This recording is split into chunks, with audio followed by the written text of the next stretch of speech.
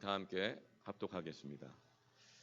베드로가 돌이켜 예수께서 사랑하시는 그 제자가 따르는 것을 보니 그는 만찬석에서 예수의 품에 의지하여 주님을 파는 자가 누구오니까 묻던 자더라. 이에 베드로가 그를 보고 예수께 여짜오되 주님, 이 사람은 어떻게 되겠사옵나이까? 예수께서 이르시되 내가 올 때까지 그를 머물게 하고자 할지라도 내게 무슨 상관이냐? 너는 나를 따르라 하시더라. 이 말씀이 형제들에게 나가서 그 제자는 죽지 아니하겠다 하였으나 예수의 말씀은 그가 죽지 않겠다 하신 것이 아니라 내가 올 때까지 그를 머물게 하고자 할지라도 내게 무슨 상관이냐 하신 것이로라. 이 일들을 증언하고 이 일들을 기록한 제자가 이 사람이라. 우리는 그의 증언이 참된 줄 아노라. 예수께서 행하신 일이 이 외에도 많으니 만일 낱낱이 기록된다면 이 세상이라도 이 기록된 책을 두기에 부족할 줄 아노라. 아멘. 사랑하는 자여, 너는 나를 따르라.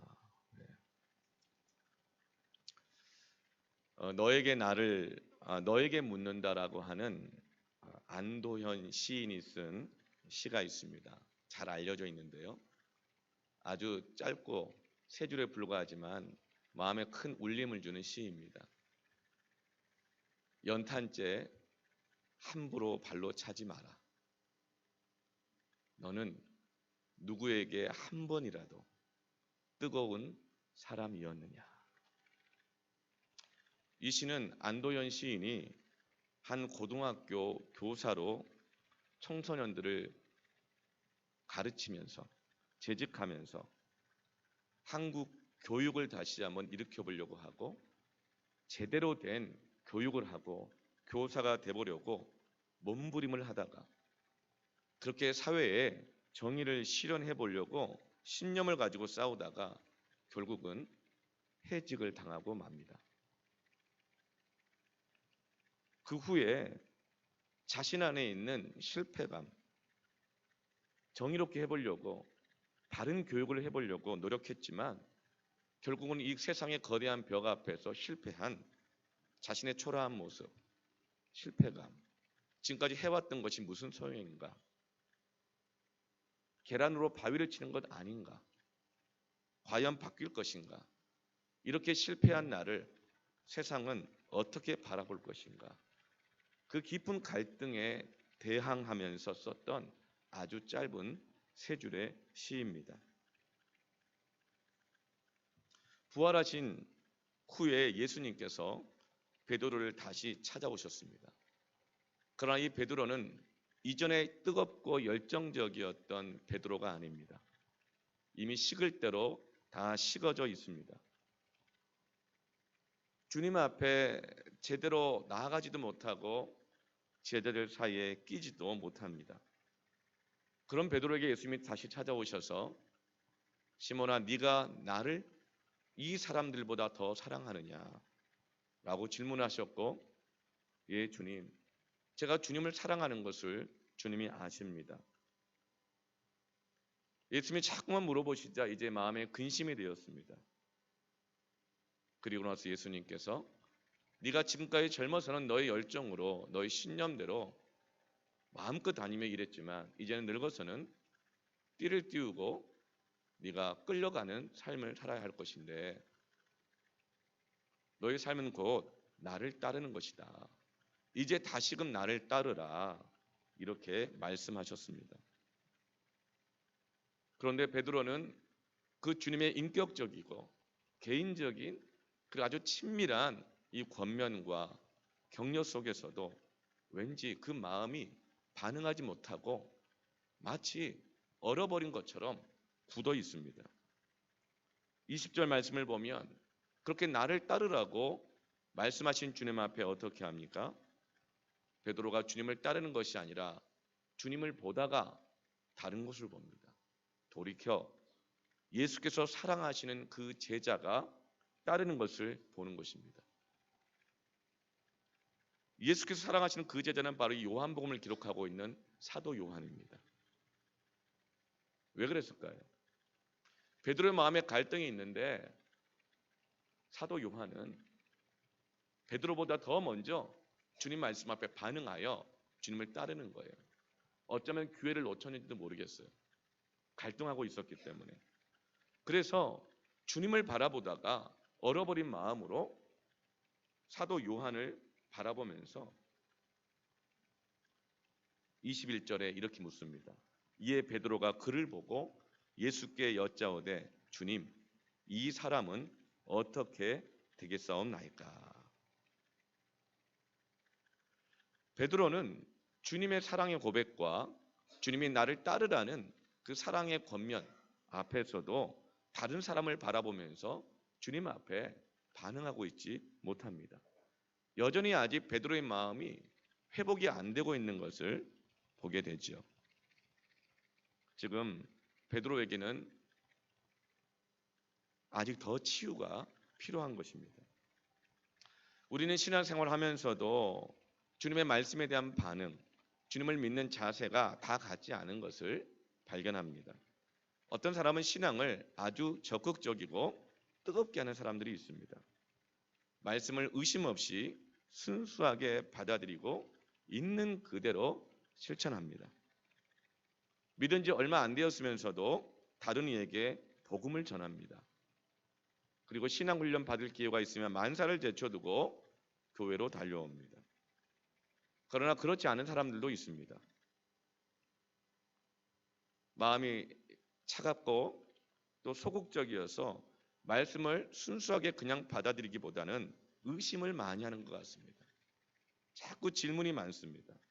단순하게 순종하기보다는 어떤 일이 있어서도 문제 제기를 많이 합니다. 그래서 적극적이고 열정적으로 신앙생활하는 사람에게는 이런 분들이 마치 따지기 좋아하고 부정적이고 그래서 답답한 사람으로 여겨지고 좀 해보자 그러는데 자꾸 문제 제기를 하게 되어지면 저 사람은 헌신하려고 하는 것이 아니구나, 자기중심적이구나 이렇게 여기기가 쉽습니다. 또 반대로 좀 소극적으로 신앙생활하고 반응하는 분들은 그렇게 적극적이고 열정적인 사람들은 저렇게 하다가 언젠가는 쉽게 꼬꾸라지고 말 사람들, 자기가 말한 열정, 자기가 결정한 것에 대해서 책임지도 못할 무책임한 사람들로 여겨집니다.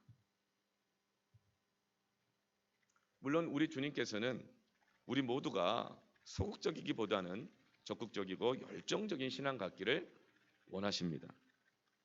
그러나 실제로 이처럼 소극적으로 보이는 분들도 한때는 모두가 다 열정적인 신앙생활을 한 분들이 많이 있습니다.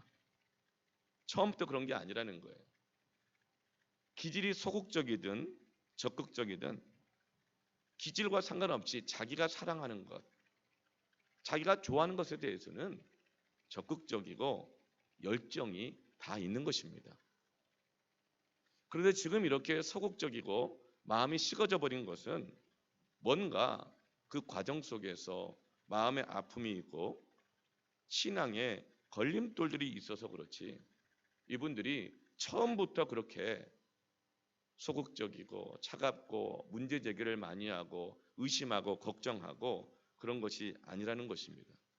이 말은 열정적이고 적극적인 사람도 언제든지 이렇게 될 수 있다는 것이죠.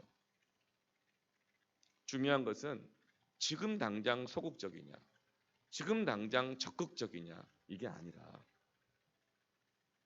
소극적이든 적극적이든 그 마음 가운데 있는 상처와 하나님의 말씀 앞에 반응하지 못하게 하는 그 상처를 보듬어주고 그 걸림돌들을 제거해 주기를 원하는 것이 지금 주님의 베드로를 향한 마음인 것입니다. 우리는 자꾸만 저 사람이 신앙을 왜 이러느냐, 왜 저러느냐, 왜 저렇게 반응하느냐, 왜 이렇게 소극적이냐, 또 이렇게 너무 저렇게 나대느냐, 이렇게 우리는 자꾸 반응하지만 그것보다 더 중요한 것, 그 사람 마음속에 있는 상처와 걸림돌들을 우리가 보아주고 보듬어주고 그것을 해결해 주도록 도와야 하는 것입니다. 주님은 예수님을 모든 것을 버리고 따랐다가 한번 실패한 베드로에게 나를 따르라고 또다시 말씀해 주십니다. 자꾸 하라 그래요. 전에 했는데 실패했던 것을, 잘하는 것을, 잘하고 있는 것을, 자신이 있는 것을 또 하라 그러면은 얼마든지 예 하라고 하지 않을 사람이 누가 있겠습니까? 그런데 전에 해봤지만 실패했던 것, 내가 또 실패할 수 있다고 생각하는 것, 그것을 다시 하라고 하니까 베드로의 마음속에는 실패에 대한 상처와 그 두려움, 걸림돌 때문에 예라고 대답하지 못하고 있는 것이죠. 우리 예수님께서는 베드로가 온전히 예수님을 따르지 못하는 마음의 걸림돌이 있는 것을 알고 계시는 것입니다. 베드로만큼 열정적으로 예수님을 따랐던 제자가 없죠. 베드로는 주님이 부르시자마자 배와 그물과 자기 가족과 모든 것까지도 버려두고 예수님을 따랐습니다. 주의 말씀이 여기 있사오니 내가 어디로 가오리까? 너무나도 어렵고 힘든 상황 속에서도 주님의 말씀을 배우기를 원해서 누구보다도 예수님에게 가까이 있었던 사람입니다. 예수님이 하라고 하는 것은 무엇이든지 가리지 않고 다 받아들이고 순종했습니다. 심지어는 예수님이 하라고 하시지 않은 것까지도 알아서 막 했던 사람입니다. 그러나 지금의 베드로는 이전의 베드로가 아닙니다. 지금 베드로와 주님 사이에는 큰 걸림돌이 있는 것입니다. 그 걸림돌이 무엇입니까? 대표적인 것이 비교의식입니다.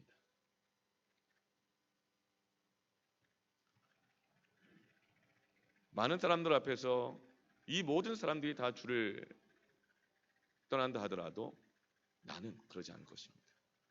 늘 그는 사람들과의 비교 속에서 자신의 신앙의 수준을 확인했습니다. 그리고 또 그렇게 주님께 인정받고 싶어 했습니다. 그 말은 이 사람들보다 내가 더 노력하는 거 아닙니까? 이 사람들보다 내가 더 헌신하는 사람 아닙니까? 이 사람들보다 내가 더 정직하지 않겠습니까? 그러니 나는 이 사람들이 다 주를 떠날 때에도 나는 주님을 떠나지 않을 것입니다. 비교의식 가운데 늘 있었던 것이죠. 그래서 지금도 주님이 요한의 아들 시몬아, 네가 이 사람들보다 나를 더 사랑하느냐고 물어보실 때에 베드로는 근심했던 것입니다. 베드로는 비교하면서 뜨거웠었고, 비교하면서 식어버렸었고, 비교하면서 자기가 성공했다고 생각했고, 비교하면서 실패한 사람입니다. 그래서 지금 마지막으로 예수님이 다시금 부르시는 이 상황에서도 21절에 어떻게 하고 있죠? 예수께 여짜오되 주님, 이 사람은 어떻게 되겠사옵나이까? 요한은 어떻게 되겠느냐고. 예수님은 베드로 자신에게 따르라고 그랬는데 예수님을 따르는 요한은 어떻게 되겠느냐고 여전히 비교하고 있는 것입니다. 비교하면서 내가 예수님을 따를지 말지를 결정하려고 하고 있는 거예요. 그러자 주님은 22절에 뭐라고 대답하세요? 같이 읽어볼까요?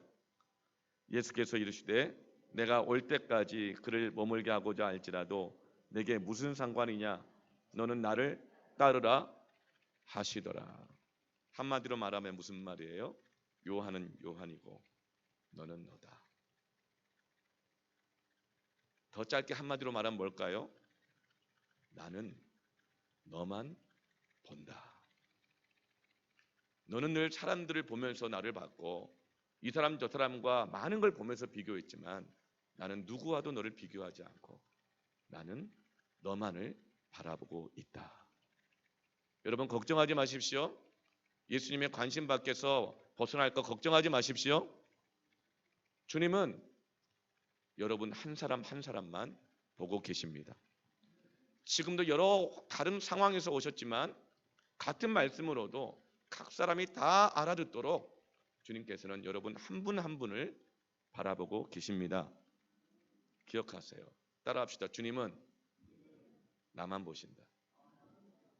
네. 우리는 비교하다가 실패하고 비교하다가 분노하고 비참해지고 상처를 받고 관계가 깨어집니다. 그렇게 되면 마음의 문이 닫혀져 버려요. 우리가 비교하다 보면 반드시 미워하게 되어 있습니다. 비교하면서 겸손해진 사람 있으면 나와보세요. 비교하면서 비참해지죠. 비교는 절대로 겸손해지지 않습니다. 비교하면서 내가 더욱더 애써야지, 이런 사람 얼마나 있습니까? 비교하다 보면 대부분 교만해집니다. 그러다 보면 자기 자신에게도 서로에게도 상처를 입으면서 더 상처받고 싶지 않기 때문에, 또 자신의 모습이 드러난 것이 싫기 때문에 마음의 문을 닫아버리고 서로가 서로를 불신하게 되고 나 자신도 실망하여 불신하게 되는 것이죠. 너는 더 이상 아무것도 하면 안 돼. 그렇게 마음의 문을 닫아버리는 거예요. 여러분, 문을 닫을 때요, 보면은 꽝 하고 닫히는 문이 있고 꽉 하고 닫히는 문이 있어요. 우리 큰 숲을 들어올 때 예배당에 있는 저 문 있죠. 보면 늘 하나만 열려 있죠. 다 활짝 열고 싶은데 저게 원목인데 계절을 타가지고 습기를 먹으면 저게 잘 닫히는 것이 아니라 꽉 하고 끼어가지고 닫힙니다. 그럼 다시 한번 열 때 굉장히 힘들어요. 어떤 사람은 화가 나가지고 문을 쾅 닫아요. 쾅 닫는 문은 쉽게 열리는 문입니다. 그런데 꽉 끼어가지고 닫힌 문은요, 정말 쉽게 열리지 않습니다. 지금 베드로는 그의 마음이 꽉 하고 끼어버린 거예요. 그 안에서 자기 자신을 밉고 내가 실망스럽고 많은 사람들 앞에서 그런 모습을 보인 것 자체가 창피하고 자기 자신을 받아들일 수가 없고 자기 자신의 모습을 사람들에게 보여주기가 싫은 거예요. 그래서 방어적이 되고 마음의 문이 닫혀서 더 이상 주님의 말씀이 내 귀에 들려오지 않고 있는 상황인 것입니다. 그런데 여러분, 의외로 이런 마음의 상처와 걸림돌들 때문에 문을 꽉 닫아놓고 있는 분들이 있습니다. 오늘 주님께서 성령의 음성으로 우리 한 사람 한 사람을 찾아가고 계십니다. 그때 주님은 어떻게 하세요? 분명히 그 갈릴리에서 같이 식사를 하고 있던 제자들은 7명이었지만 예수님은 지금 베드로에게만 집중해주고 계십니다. 그리고 베드로, 너도 주님에게만 집중하도록 하게 하고 계십니다. 요한을 보지 말라고 말씀하십니다. 그를 자꾸 너와 이렇게 연관하지 말라고 하십니다. 그를 상관하지 말라고 말씀하십니다. 너는 너다라고 말하십니다. 너는 나를 따르라, 이렇게 말씀하십니다. 지금까지 베드로가 비교하고 대변하려고 했던 여러 다른 사람들을 더 이상 보지 말라고 말씀하십니다. 그래야 하나님의 음성이 들려옵니다. 사람들을 보면 내가 지금까지 그 관계 속에서 얼마나 잘한 것도 있겠지만 얼마나 실수를 많이 했는지도 알게 됩니다. 그리고 얼마나 내가 반복적인 죄를 지었는지도 다 우리가 알게 됩니다. 그래서 사람들을 자꾸 보면 이 사람 보고 나를 보고 저 사람 보고 나를 보고 여러 사람들 중에 나를 보고, 그렇게 하다 보면 점점 내 안에 있는 상처와 정죄감의 이 골이 더 깊어지고 침체의 계곡 속에 더 깊이 들어가게 되는 것입니다. 그때 얼마나 고통스러워요. 주님은 지금 베드로가 얼마나 마음이 힘든지를 다 알고 계시는 것입니다. 아시는 주님께서 베드로에게 어떻게 하시죠? 베드로에게 개인적으로 대화를 하시는 거예요. 베드로야, 너 이제 다른 사람 그만 보고 너는 나만 보고 나를 따르라. 사람이 무엇을 따르는가를 보면 알 수 있어요. 무엇을 따르는가를 보려면 그가 무엇을 보고 있는가를 보면 알 수 있어요. 자기가 보고 있는 것을 따르고 있는 거예요. 그리고 자기가 보고 있는 그 대상이 자기를 움직이고 있는 거예요, 사실은. 물건도 그래요. 그 물건을 계속 보고 있잖아요. 그럼 그 물건을 따르고 있는 거예요. 그리고 그 물건이 나를 움직이는 것입니다. 어떤 사람을 보면 내가 마음으로 그 사람을 무시하든지 인정하지 않든지 상관없어요. 그 사람을 보면 내 감정의 생각이 그 사람을 계속 따라가고 있고 좌우되게 되는 것입니다. 주님은 말씀하십니다. 이제까지 다른 사람들을 바라보고 나를 따라왔지만 이제는 나만 보고 따라오너라. 너 나 사랑하지 않냐? 사랑하면 사랑하는 대상을 보고 따라와야지. 왜 어느 때까지 비교하고 있겠느냐? 여러분, 신앙은 자기 반성이 아닙니다. 신앙은 자기 성찰도 아니에요. 자기가 자기를 성찰하면 어떻게 될까요? 자기의 과거, 자기의 인격, 자기의 경험, 자기 앞날에 비추어서 자기를 비추어 보기 때문에 여러분, 어떨 때는 교만이 하늘을 찌르게 됩니다. 내가 예전에 이렇게 했었지? 어떤 사람은 이렇게 했었는데 나는 그때도 이렇게 했었단 말이야. 그렇게 자기가 자기를 그렇게 비교하며 성찰하면 교만해지든지 아니면 실패하거나 초라했던 경험이 생각나거나 그런 대상이 있으면 마음이 한없이 비참해지게 되면서 깊은 침체에 빠지게 되는 것입니다. 여러분, 신앙은 자기 성찰이 아닙니다. 신앙은 자기 반성이 아닙니다. 신앙은 오직 주님을 바라보고 주님의 말씀 속에 비추어진 자기 자신을 바라보는 것입니다. 하나님의 말씀은 거울과 같다고 있습니다. 주님의 말씀 속에서 비추어 주신 여러분을 보시기를 바랍니다. 주님의 말씀이 여러분을 어떻게 비춥니까? 지금 예수님께서 베드로에게 말씀을 주시면서 그의 인생을 어떻게 비추고 계십니까? 너 지금까지 나를 3번이나 부인했지? 너 그때 이런 마음이 있었지? 너 나 없는 데서 이런 말하고 다녔지? 그걸 다 비추어 주셨습니까? 아니에요. 아니라고요. 수없이 부인하고 실패하고 범죄하였지만 그럼에도 불구하고 베드로 안에 있는 주님을 사랑하는 그 마음, 주님을 사랑하는 존재로서 베드로를 그 말씀이 비추어주고 계십니다. 이것이 여러분 신앙입니다. 여러분, 주님이 말씀하실 때 주님의 그 입만 보지 마시고 여러분, 주님의 얼굴과 그분의 눈을 보시기를 바랍니다. 그분의 눈 속에 비추어진 여러분의 얼굴이 있습니다. 주님의 얼굴과 그 눈빛 가운데 주님의 눈동자에 어려 있는 여러분의 모습을 발견하시기를 축원합니다. 주님은 베드로에게 말씀하십니다. 네가 나를 사랑하느냐? 그때 베드로가 그 주님의 눈동자와 얼굴을 보았다면 자기 자신을 어떻게 발견했을까요? 아마 요한에 대해서 묻지 않아도 예수님이 나를 여전히 믿고 계시고 나를 사랑하고 계시고 내 마음을 알고 계시는구나, 그 확신 가운데서 아마도 감격의 눈물을 흘렸을 것입니다. 만약에 내 안에 1%라도 주님을 향한 사랑이 있다면 99%의 주홍빛까지 붉은 주의 사실들을, 그 팩트들을 버리고 1%의 진리를 붙드시기를 축원합니다. 그것을 믿음으로 고백해야 합니다. 그때 여러분 놀랍게 상처가 치유가 되어지고 주님과 나 사이의 장애물이 순식간에 허물어지게 되는 것입니다. 우리 주님께서는 베드로가 마음의 창문을 닫고 스스로의 연민과 침체에 빠지도록 그냥 내버려두지 않습니다. 그럼 사람 누구나가 다 실수할 수 있고 침체에 빠질 수 있습니다. 주님께서는 침체에 빠진 것을 야단치지 않으십니다. 실족하는 일이 없을 수는 없다고 말씀해 주십니다. 그러나 실족하게 하는 자는 화가 있을 것이다 말씀합니다. 이게 뭡니까?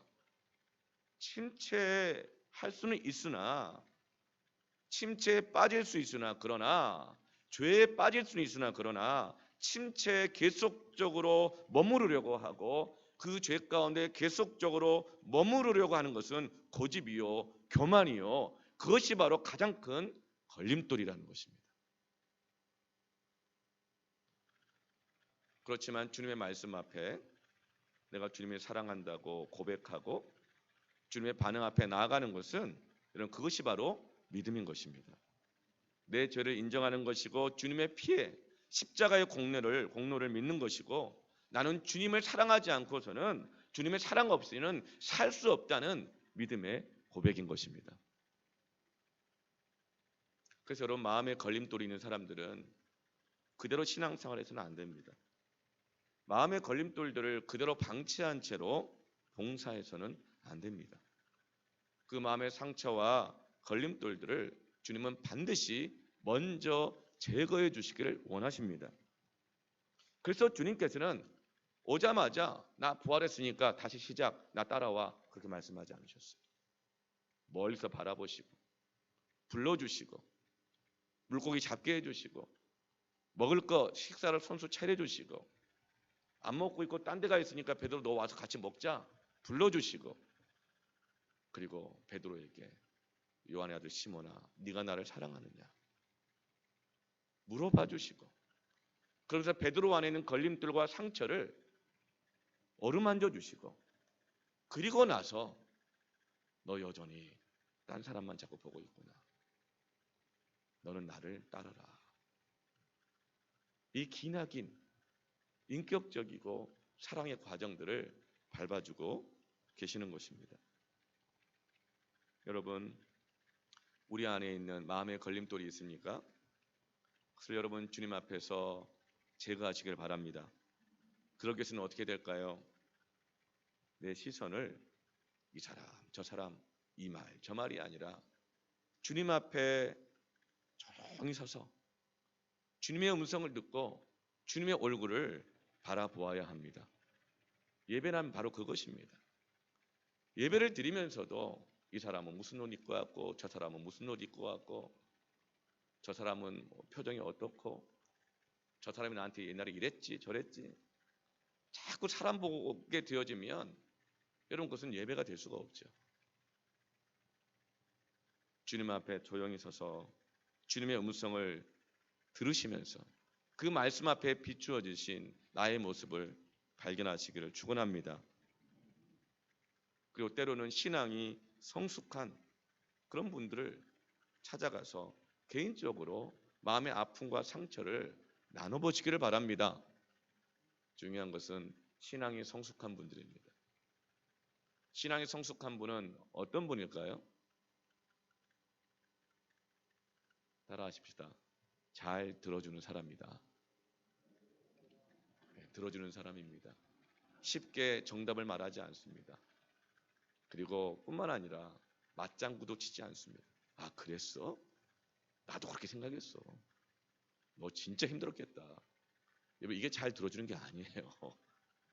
내 마음에 무조건적으로 공감해 주는 것이 잘 들어주는 게 아니에요. 너무 공감을 잘해가지고 더 많이 공감시키려고 여기저기 막 말하고 다니고 있잖아요. 예? 그게 성숙한 게 아니죠. 잘 들어준다는 건 뭘까요?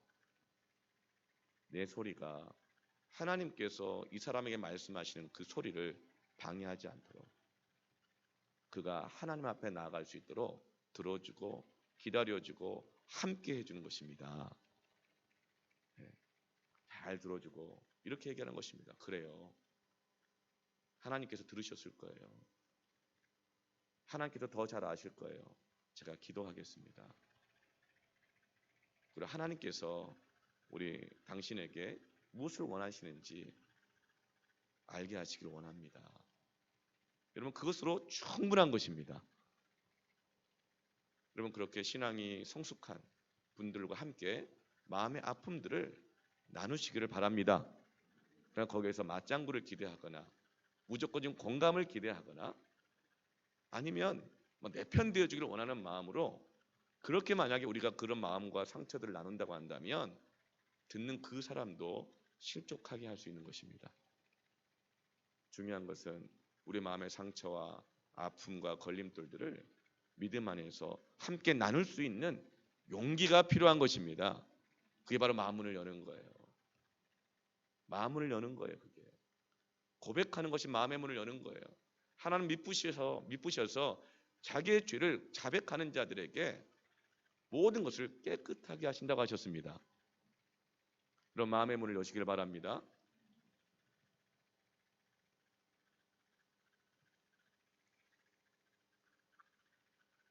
여기서 주님께서 나를 따르라고 하셨는데 주님을 따른다는 것은 두 가지 의미가 있습니다. 첫 번째는 주님의 음성을 듣고 따르는 것입니다.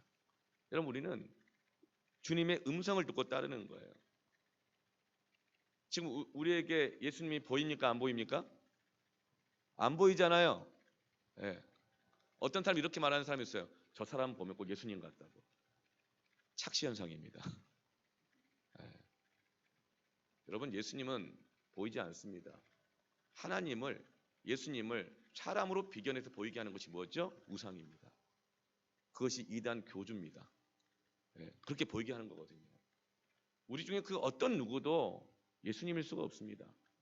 예. 예수님은 안 보입니다. 그러면 어떻게 하면 예수님을 따라갈 수 있을까요? 주님의 음성을 듣고 따르는 것입니다. 베드로도 이제 예수님이 부활하신 예수님이 승천하시고 나면 눈에 안 보입니다.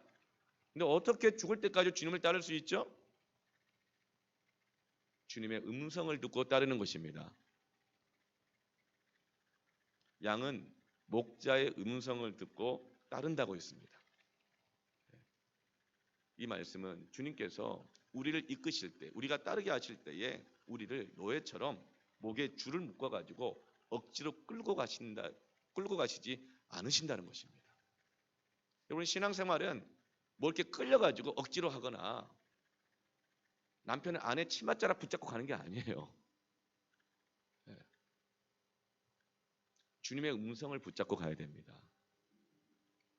주님은 우리를 끌고 가실 때에, 우리를 이끄실 때에 목줄을 잡고 끌고 가시는 것이 아니고 오직 소리만 내십니다. 그래서 우리가 주님을 따를 때 있어서 가장 중요한 것은 주님의 음성을 듣는 것입니다. 목사도 마찬가지입니다. 목사는 디모데전서 3장 1절과 베드로전서 말씀과 예레미야 말씀에 의하면 또 베드로에게도 내 양을 먹여라, 내 양을 치라 그랬으니까 성도들 앞에 세워질 때는 목자입니다. 그러나 목사도 주님 앞에 나 혼자 서 있을 때는 나도 양입니다.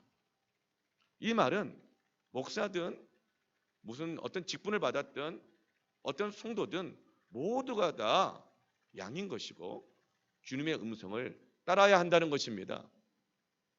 목사도 주님의 음성을 듣고 따라야 양을 먹이고 치고 돌보고 목자의 사명을 감당할 수 있는 것입니다. 주님을 따른다는 것은 주님의 음성을 듣는 것입니다. 구약도 마찬가지입니다. 이 율법책을 내 입에서 떠나지 말게 하며 주야로 그것을 묵상하여 그 안에 기록한 대로 다 지켜 행하라.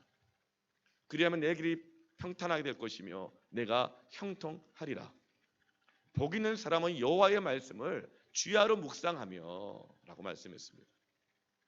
그러면 그가 푸른 초장과 쉴만한 물가로 인도함을 받게 되는 것입니다.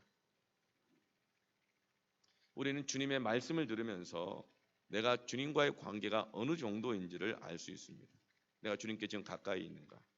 너무 멀리 있는가? 아니면 주님이 지금 나를 오른쪽으로 이끌고 가려고 하시는가? 왼쪽으로 이끌고 가려고 하시는가? 주님이 지금 머무르자고 하시는 것인가? 가자고 하시는 것인가? 우리는 말씀을 통하여 분별하여 주님을 따르는 것입니다. 그래서 우리가 주님을 따르기 위해서는 다른 소리가 내 마음을 지배하게 해서는 안 되는 것입니다. 이 시대는 무엇이 지배합니까? 그렇게 소리들을 지배하려고 그래요. 권력을 가진 자들마다 언론을 그렇게 지배하려고 그래요. 왜죠? 사람들이 그 소리를 따라가니까. 방송을 따라가니까. 근데 지금은 무엇이 이 시대를 움직이고 있어요? 인터넷에서 나오는 수많은 댓글들과 유튜브에서 나오는 소리들이 영혼들의 마음을 지배하고 있는 것입니다. 여러분, 다른 것이 우리의 마음을 지배하게 해서는 안 됩니다. 특히 사람의 소리가 내 마음을 지배하게 해서는 안 됩니다. 요한계시록에서 사도 요한이 반복적으로 말하는 것이 뭡니까? 귀 있는 자는 성령이 교회들에게 하시는 말씀을 들을지어다. 주님은 지금도 계속 소리를 내시면서 말씀으로 우리를 인도하십니다. 두 번째로 주님을 따른다고 하는 것은 자기를 부인하고 자기 십자가를 지고 따르는 것입니다. 여러분, 주님을 따르는 게 뭐라고요? 자기를 부인하는 거예요. 근데 우리는 주님을 따른다고 하면 자꾸 남을 부인해요. 저 사람은 아닙니다. 저 사람은 안 됩니다. 그건 주님을 따르고 있는 게 아니에요. 주님과 역행하고 있는 거예요. 그래서 주님 뭐라고 말해요? 요한은 상관하지 말고 너는 나를 따르라.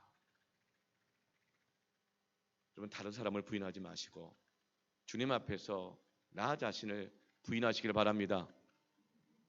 내 생각, 내 계획, 나의 헌신, 나의 예배가 들려오는 주님의 말씀 앞에 비추어서 아니면 아니라고 부인하시고 주님의 예라고 하면 예라고 하며 순종하시길 바랍니다.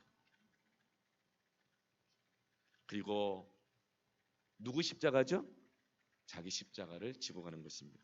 남의 십자가가 아닌 것입니다. 십자가라고 하는 것은 주님을 따르는 자가 주님이 맡기신 사명을 위해서 치러야 할 희생과 대가와 사명입니다. 그러므로 자기 십자가를 지고 따르란 이 말은 뭐죠? 다른 사람들의 사명 비교하지 말라는 것입니다.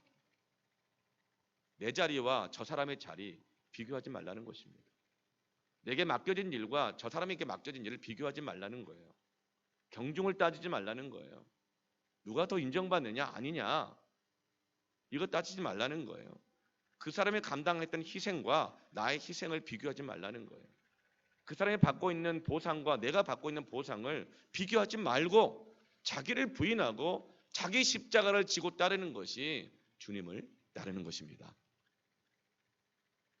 주님은 베드로에게 내 양을 먹이고 내 양을 돌봐라 이렇게 말씀하시면서 이제 이 십자가 지고 가 하면서 탁 막혀놓고 떠나버리시는 게 아니에요. 나를 따르라 이 말씀은 뭘까요? 이제 네가 알아서 해라 이 말씀이 아니고 사람들은 주님을 따른다는 것을 단지 주님의 십자가의 희생을 본받고 주님을 모델로 삼는 것으로만 생각합니다. 근데 그것만 있는 게 아니에요. 우리는 그렇게 할 수 없다는 것을 주님은 잘 아셔요. 어떻게 우리가 주님 하신 것처럼 내 손과 발에 대못을 받고 죽기까지 누군가를 위해서 내 삶을 헌신할 수 있겠어요? 누가 그럴 수 있겠어요? 그런데 우리는 자꾸만 주님을 따른다는 것을 그것으로만 생각해요. 그래서 그것으로 생각해서 그런 나를 자꾸 비교하고 남을 자꾸 판단하고 주님은 아셔요. 우리가 그렇게 잘할 수 없다는 것을. 그래서 나를 따르라고 하시는 것은 그렇게 나처럼 해보려고 나를 따르는 너희들 앞에 내가 먼저 가겠다는 거예요. 그리고 목자이신 주님께서 그 지팡이와 막대기로 우리를 돌보시고 보호해 주시겠으니 너는 나를 따르라.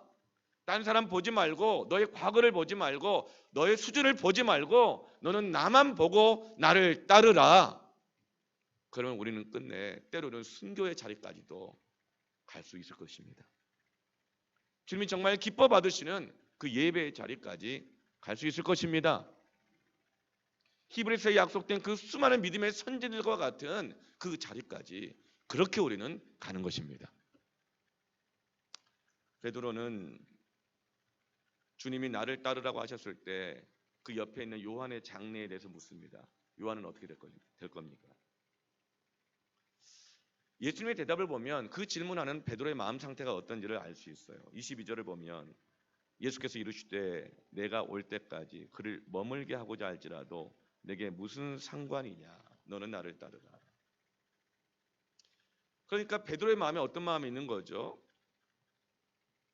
주님, 내가 주님을 따르면 결국은 띠를 띠고 끌려다니면서 나중에는 죽음으로 영광을 돌리게 할 거라 그랬는데 요한 쟤는 어떻게 될 겁니까? 지금 요한이 지금 먼저 주님 따르겠다고 하는데 쟤도 죽습니까?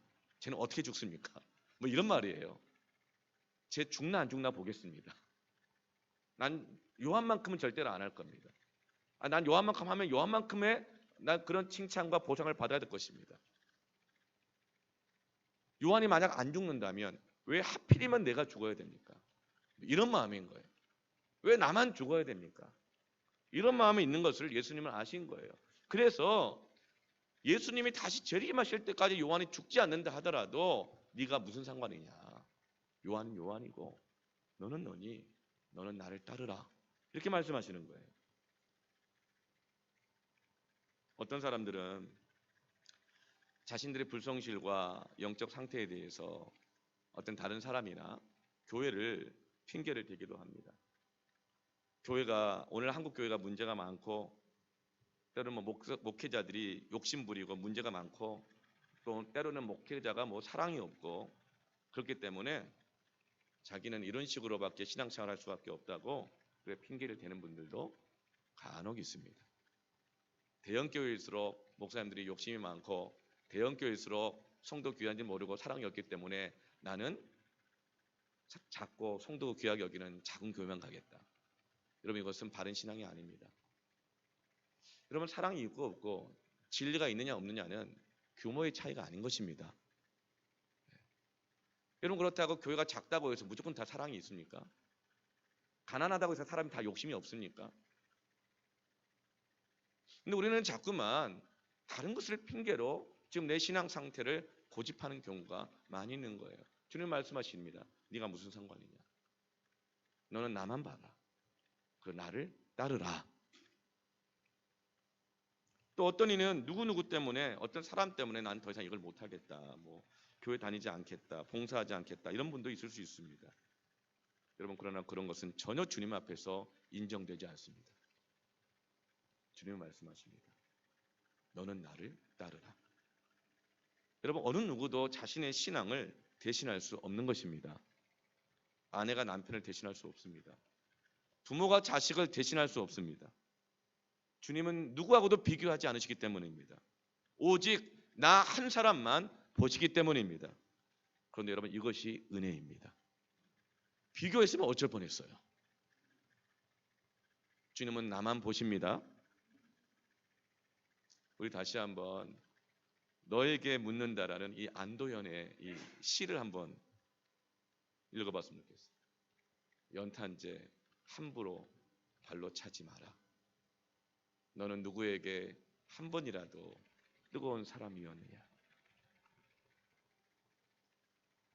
반성하게 하죠. 그러나 우리의 마음을 아시는 주님께서는 이렇게 말씀하지 않으세요. 너 한 번이라도 뜨거웠던 적 있느냐 이렇게 묻지 않으세요. 너 여전히 나를 사랑하지? 1%밖에 안 되는 것 같지만 너 나 사랑하지? 그러면 다른 사람 보지 말고 지금 네가 뜨겁냐 차갑냐 적극적이냐 소극적이냐 이거 묻지 말고 너 나 사랑하면 됐다. 나를 따르라. 나를 따르라. 나를 따르라. 치유가 될 것이고 회복이 될 것이다. 나와 함께 가게 될 것이다. 나의 영광을 보게 될 것이다. 이것이 오늘 저와 여러분을 향한 주님의 사랑의 부르심입니다. 이 부르심 앞에 모두 아멘하고 주여 내가 주님을 따르기를 원합니다. 나는 주님을 사랑합니다. 이렇게 나아가시기를 바랍니다. 이 시간 함께 찬양합시다.